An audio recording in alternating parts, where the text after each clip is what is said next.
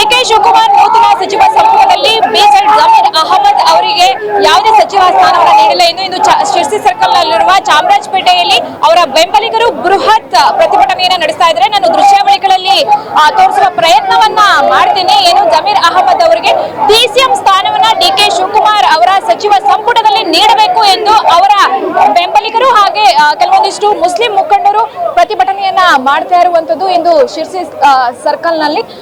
ಇನ್ನ ಈ ಬೃಹತ್ ಪ್ರತಿಭಟನೆಯನ್ನು ಪೊಲೀಸರು ಮೇನ್ ರೋಡ್ಗೆ ಬರದಂತೆ ಒಂದಷ್ಟು ಬ್ಯಾರಿಕೇಡ್ ಗಳನ್ನ ಹಾಕಿದ್ರು ಸಹ ಬ್ಯಾರಿಕೇಡ್ ಗಳನ್ನ ನುಕ್ಕಿ ಅವರು ಪ್ರತಿಭಟನೆಯನ್ನ ಮಾಡ್ತಾ ಇರುವಂತದ್ದು.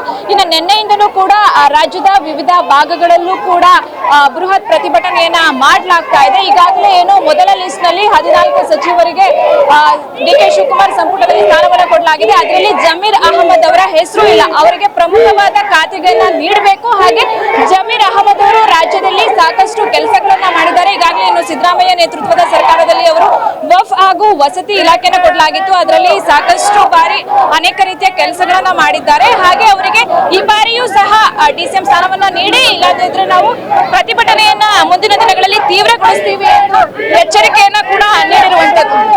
ಇನ್ನು ಮುಂದಿನ ದಿನಗಳಲ್ಲಿ ಅವರ ಹೋರಾಟ ರಾಜ್ಯದ ನಾನಾ ಭಾಗಗಳಲ್ಲಿ ನೀಡುತ್ತೆ ಅಂತ ಎಚ್ಚರಿಕೆಯನ್ನ ಕೂಡ ಇಂದು ಅವರ ಬೆಂಬಲಿಗರು ಕೊಟ್ಟಿದ್ದಾರೆ. ಕ್ಯಾಮರಾ ಪರ್ಸನ್ ತೇಜು ಜೊತೆ ಲಾವಣ್ಯ, ರೆಬೆಲ್ ಟಿವಿ, ಬೆಂಗಳೂರು.